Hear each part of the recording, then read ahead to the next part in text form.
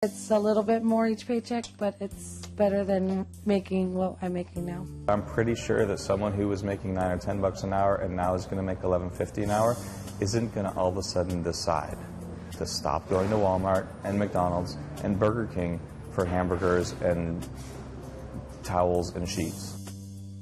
Two personal views of the minimum wage debate. I'm Eric Anderson. Tonight on KPBS Evening Edition, the San Diego City Council takes a final vote on the plan, and we'll have a look at what it could mean for workers and businesses.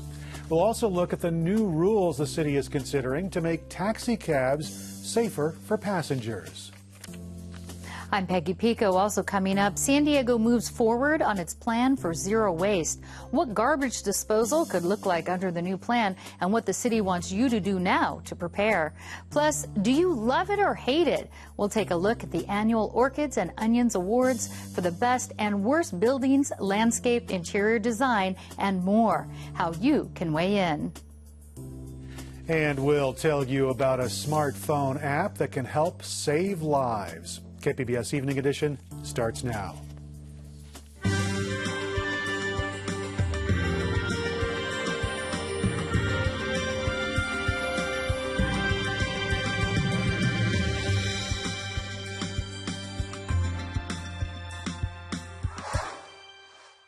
Good evening and thanks for joining us. Dwayne Brown is off tonight.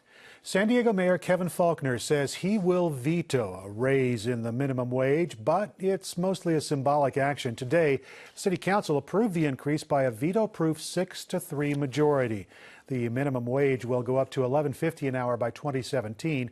KPBS reporter Claire Tregesser tells us about two people who will be impacted by the increase in very different ways. Come here, walk to me. Are you trying to walk? Kristen Aguirre is a married mother of 4 daughters, all under age 8. She's 25 and earns minimum wage working at the Burger King in City Heights. There's a lot of people out there who work minimum wage with kids, and it's hard. It's hard to get by day by day. Good. They look good? Yeah, I like it.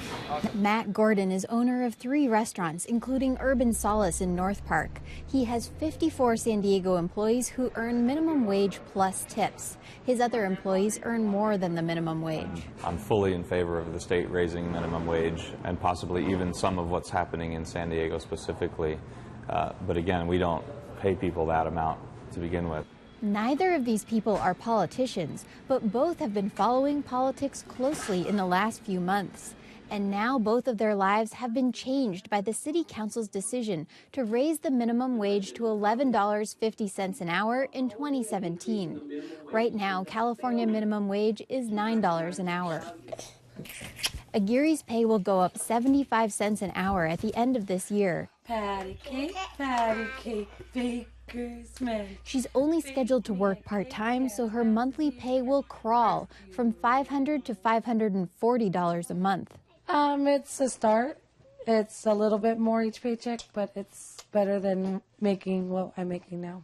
But she says the increase in 2 years will make a big difference for her family. Maybe I would be able to afford a better babysitter instead of just my mom all the time, so they could actually be in daycare, and so I could go to school and get a better career for myself. Aguirre lives with 10 other people in a 3-bedroom house in Lemon Grove. Her 4 girls share a room while her sister lives in the living room. Aguirre's monthly pay barely covers the rent. This is my girls' room. Her husband makes $200 a week to cover food, diapers, gas, and school supplies. They are also on food stamps and Medi-Cal. She says there's a lot more they need. New shoes for school. Like right now I can't afford it. And crayons. Aguirre's spending plan illustrates one of Matt Gordon's worries. While proponents say the increased minimum wage will boost the local economy, Gordon doesn't see it that way. I don't have a crystal ball, but I'm pretty sure that someone who was making $9 or $10 an hour and now is going to make $11.50 an hour isn't going to all of a sudden decide to stop going to Walmart and McDonald's and Burger King for hamburgers and towels and sheets. They're not going to suddenly go to Urban Solace and have that $13 or $14 or $15 Nyman Ranch burger and stop at Pigment on the corner on the way out to buy a $200 candle because they got to raise it for $1.50. All right, I'll get that going for you. Thank you. You got it. So Gordon is left to figure out how to pay the $600,000 a year he says it'll cost to raise his tipped employees' wages. California law says servers must get minimum wage as a base pay, even though Gordon says they make over $20 an hour with tips. The city could have tried to exempt tipped employees, but didn't want to risk a lawsuit. I only make money one way. I only sell two things, and that's food and beverage. So the only way for me to cover extra costs, whether it's damages that have to be fixed or wages going up, is to bring in more income or to cut services. Gordon says restaurants like his will have to raise prices, which could make San Diego too expensive for tourists. I'm worried that people will choose not to come here, or at least when they do, they aren't going to go patronize places like my restaurant, who really are going to have to realign how we do our business to survive. It's a monkey. It's a monkey. Kristen Aguirre doesn't get any tips. She knows minimum wage opponents argue she should earn a raise, not get one from the government. But she says she's caught in her current circumstances. She sees no way to earn more unless she can afford daycare and go to school. I could have waited to have kids and gone on with school and stuff, but I didn't. So just because of that, we shouldn't be punished and make a low wage to raise our kids. Gordon also wants his non-tipped employees to earn more. I'm sure it's about 1,000 employees that I've had over the years that I've provided opportunity for by the goodwill of the people who've decided to walk in the front door and spend that money on that burger. I want to see that continue. Two people, two distinct impacts. Kristen Aguirre and Matt Gordon come at the issue from very different sides, but both are calculating new budgets that will begin to change on this coming New Year's Day. There we go. Claire Tregesser, KPBS News. KPBS video journalist Katie Shuloff helped produce that story. San Diego's Chamber of Commerce is also against the increase and is looking at options to challenge it. A judge ruled against Los Angeles Clippers owner Donald Sterling today, clearing the way for the basketball team to be sold. The judge said that Sterling's estranged wife acted properly in removing him from the family trust and negotiating the sale of the team. Now, earlier this year, Sterling was banned from the NBA for making racist remarks. Microsoft's former CEO Stephen Ballmer has offered $2 billion for the team, but Sterling has promised to fight the NBA as long as he lives, and he is expected to file more suits to try to stop the sale. The Del Mar Thoroughbred Club had to move some races from the turf track to its dirt track over the weekend after 4 horses have died. 2 horses were euthanized on Saturday. Track officials say they've begun to work on the turf course, and they expect it to be back in use on Wednesday.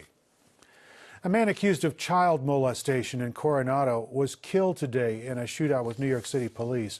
32-year-old Charles Mosder had been a fugitive since 2012. Police in New York say he opened fire when officers tried to arrest him in Greenwich Village. 3 officers were injured. They are all expected to recover. There was an increase in some sexually transmitted diseases in San Diego County last year. County Health and Human Services says that gonorrhea cases were up 10% from the year before, and syphilis cases increased 4%. There was a 4% drop in chlamydia, but it's still the most commonly reported STD in San Diego and California. There were more than 16,000 cases in the county last year. Lawmakers in Washington have come up with a bipartisan deal to fix the VA healthcare system. It would authorize about $17 billion in emergency spending to help vets avoid long waits for health care. Now, more medical personnel would be hired and new clinics will be built, including a couple here in San Diego County. The bill is expected to go up for votes in the House and Senate this week. PBS NewsHour will have more on the proposal tonight at 7. A San Diego committee says it doesn't want aging vehicles used as taxis in the city. Speak City Heights reporter Megan Burks joins us in the newsroom with more on the decision. Megan, who made the decision and what does it mean? Well, the San Diego City Council's Public Safety Committee has voted to cap the age of taxis at 10 years old and to prohibit taxi operators from using salvage vehicles as cabs. A salvage title could mean the car has seen significant damage in the past. Now, this was a committee vote, so the measure needs to see the full council first. Well, why an age cap? Is there a risk in there to consumers? Well, most major cities place age or mileage caps on taxis to protect driver and passenger safety. Even the taxis permitted by the airport to pick up and drop off travelers at Lindbergh Field can't be older than 10 years. The city of San Diego hasn't had this kind of regulation before. Now, KPBS looked into taxi safety recently and heard from taxi drivers who said they felt unsafe in the cars they lease from cab companies. While no crashes were directly linked to vehicle age, we did find that 40% of cabs on the road in San Diego have passed that 10-year mark, and 20% have salvage titles. And those cars were more likely than non-salvages to be in multiple wrecks. And what are people saying about the age cap for taxis? Well, the meeting was packed, which is surprising because it was called during Comic-Con last week. The conference is a huge moneymaker for cabbies, but drivers chose to be there instead. Most drivers seem to be in support of the cap. Cab company owners who would have to absorb the cost, not so much. And are there any safety measures in place currently for the taxis? Yes, the Metropolitan Transit System puts taxis through an annual inspection and does surprise field inspections. Its representative at the meeting said she's confident the taxis on the road are safe regardless of their age. And where do ride-sharing companies like Lyft and Uber fit into the equation? Well, they're not regulated locally. They're under the Public Utility Commission's jurisdiction, but they were a hot topic of conversation at the meeting. Taxi owners say they have an unfair advantage because they don't have to jump through the same hoops or pay the same fees. But the committee said passing reforms within San Diego's taxi industry is a necessary first step. Speak City Heights reporter Megan Burks. Megan, thanks. San Diego's Zero Waste Plan is moving forward with a series of meetings designed to engage residents and local businesses. Peggy Pico takes a look at how that plan could affect residents as early as next year. The so-called stakeholder meetings take place over the next 2 months with the aim to find funding, coordinate with existing programs, and consider new ways to help the city reach its goal of 75% solid waste reduction by 2020 and zero waste by 2040. Here with an update on where we stand now and the plans for moving forward are Ken Prue, San Diego's Waste Reduction Manager, and Recycling Specialist Rebecca Hayes. Welcome. Thank you. Thanks. Now, Ken, practically speaking, what does zero waste actually mean? It really means rethinking how we treat our discards and thinking of them as resources. And the most simplistic way to say it would be to recycle more, to reuse things if you can, try to buy more durable things. It doesn't have to be complicated. Just really take advantage of the blue bin that you have already. Recycle or compost your yard waste. Things like that. Things that you can easily get it down to zero. Try to get it down as close to zero as we can. I know the interim goal, as I mentioned, was 75% reduction waste in the Miramar landfill by 2020. That's only 6 years away. When is that landfill slated to close, and is there enough time to really recycle enough in order to extend its life?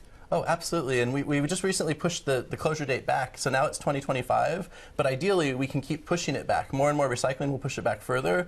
And just to get from where we are at 67% to 75%, it's about 320,000 tons a year. 320,000 tons a year that we would no longer be putting in the landfill. So, I mean, that's a big difference. Do you have a number of how much we put in each year? It's about 850,000 tons just into Miramar and about 1.37 million for everything generated within the city of San Diego. That's a lot of trash. Yeah, even with all the recycling we're doing, we're still burying a lot of good materials. Now, Rebecca, when it comes to zero waste, what could that look like? Describe it for us for the average citizen here in San Diego.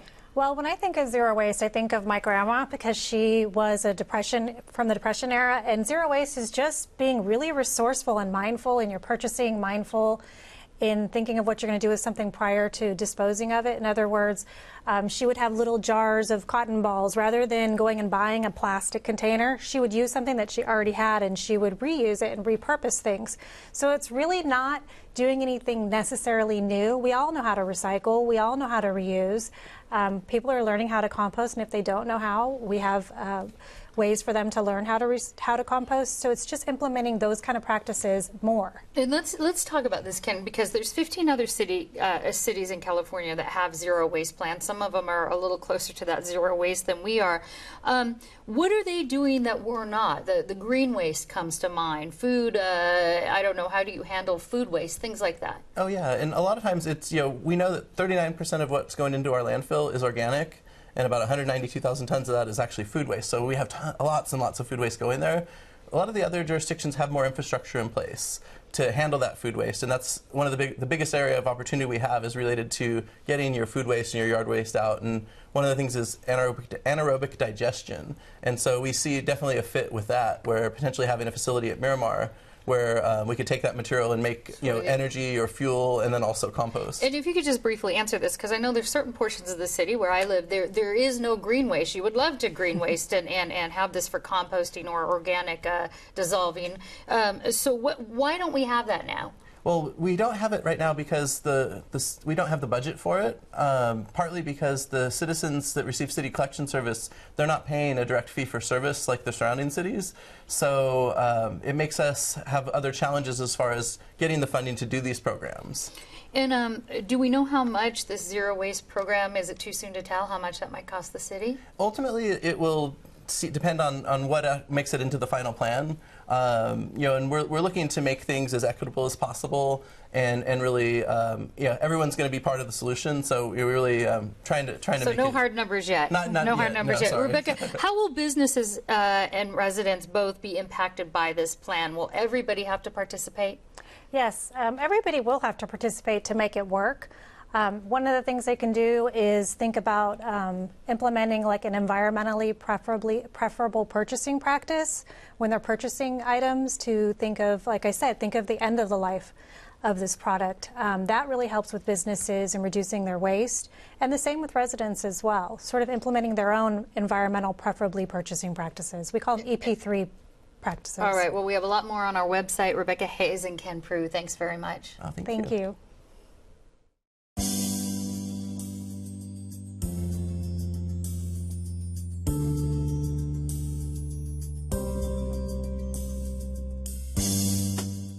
Southwest Airlines could be fined $12 million for how it repaired some of its jets. Now, the Federal Aviation Administration says the airline's contractor didn't follow safety rules while working on 3 jets, and then Southwest put those planes back in service. The airline has 30 days to respond to that proposed fine.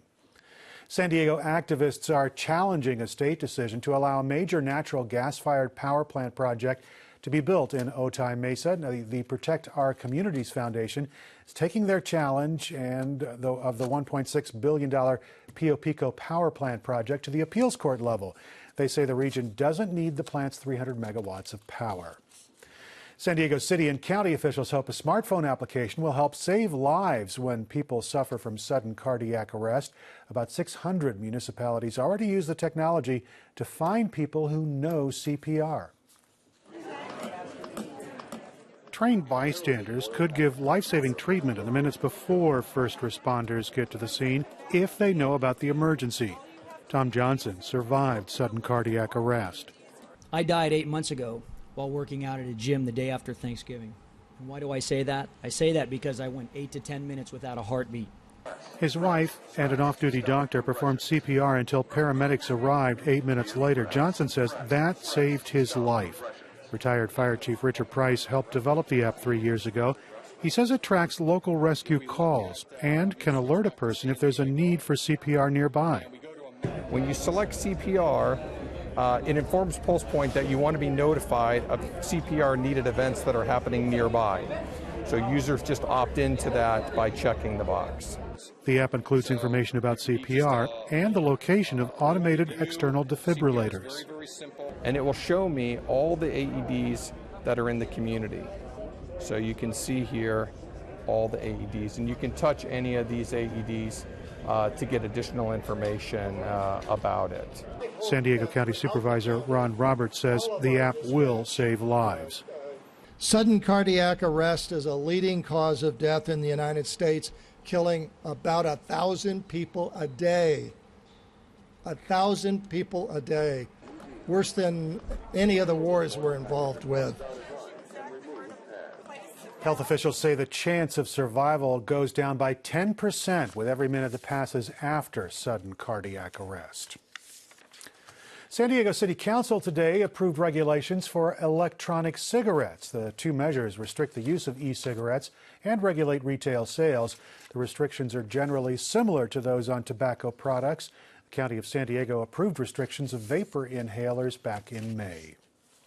A lawyer for San Diego's Comic-Con has issued a cease and desist letter to the organizers of Utah's Salt Lake Comic-Con, demanding they stop using Comic-Con in the name. The letter says people will incorrectly assume that the Utah convention is associated with the San Diego convention. Salt Lake Comic-Con co-founder said the demand is baseless. The state's okayed extra funding for a project to turn a section of Horton Plaza into a civic gathering place. It'll get nearly $5 million from the State Department of Finance. The long-delayed project is expected to be complete in September 2015, and the total cost of $16.9 million. Orchids and Onions is the only interactive community-based program to promote outstanding architecture planning and urban design in the San Diego area. Peggy Pico explains how you can share your opinions. Orchids and Onions is an annual awards ceremony put on by the San Diego Architectural Foundation. The unique program asks San Diegans to nominate the best and worst designs in the region. The categories range from architecture to landscape, interior design, and historic preservation. Here with further details are my guests, Kevin DeFreitas, a local architect and winner of 3 Orchid Awards, and Perry Ann Hodges, a local architect and co-chair of the Orchids and Onions ceremony. Welcome. Thanks. Thank you. Thanks, Peggy. So, Perry Ann, why did Orchids and Onions start, and why is it important to the future of San Diego? Well, Orchids and Onions started 39 years ago. This is our 39th year, and it is really important to us because it really enhances our built environment, and it engages the public and pushes us towards defining that new San Diego and what we should become. And what makes a building or a project eligible? Eligible. Well, it has to be built within the last 3 years. It has to be multifamily, which is 4 units or more, and it has to be in San Diego County. So that's pretty basic, yeah. Kevin, Orchid Awards represent the best, and Onions, of course, the worst. What are some of the past Orchid winners? Well, there's a pretty decent crop every year, and it's more slanted towards the winners than the losers. So in the last year or two, we've had Car2Go, which is the car sharing service. You've seen those little white and blue cars around downtown, and it was their office. The Ocean Beach Comfort Station, which is a city project down in Ocean Beach on the sand. That you did? Yes, that we did. Yeah, and my firm. Yes. High Tech High, a project that Perry Ann's firm, Studio E, did, which is a charter high school. Or some of the examples of the Orchids and Onions. And Onions, to remind people, that's the people who fell short. Exactly. Yeah. And we're careful to not stick it to the owner or the architect, because projects go rogue for any number of reasons, but it's really the misses in design. If we're going to pat ourselves for the successes, we have to call ourselves on the misses. So the City Hall emergency generator was a project that won last year, and that was a project that the city did. So they're both recipients of Onions and Orchids. Miramar College campus is another Onion winner that was called out for kind of missing the mark. Well, how does this Perry Ann voting process work? What does it take to win either award? To win either award, well, we do have a jury of professionals that help decide all of our Orchid and Onion winners, and we also have a People's Choice Orchid and Onion where the public is allowed to vote. And that's happening right now? Nominations are taking place right now, yes. Right now, and then, okay, I see. So it's important to note, orchidsandonions.org, anyone can nominate a project in either category. So it's meant to be very inclusive and lay-driven. And let me ask you this, Kevin. So why do you think we're affected, or how much do you think we're affected, I should ask, on our built environment, the things that we build and see every day? I think hugely, and whether we acknowledge it or not, as we drive by buildings, they live in the public realm, and they either make it more beautiful to use or easier. And so it affects our quality of life. The Charger Stadium downtown, whether it should be there or in Qualcomm, those are issues that affect people, not only that use the building, but are affected by traffic and all sorts of the ancillary parts of how buildings work. Yeah, and I'll ask both of you, but I'll start with you, Perrin. Do you think San Diego has sort of a overall design and architectural feel to it, or does it feel patchwork or vision? I don't think San Diego as a whole does, but I do believe its neighborhoods do. And if you go to any neighborhood throughout San Diego, you know what that neighborhood's like vibe is and what it's all about and what really belongs in that location. And I know the nominations close on August 1st. When is the actual awards ceremony? What's that like?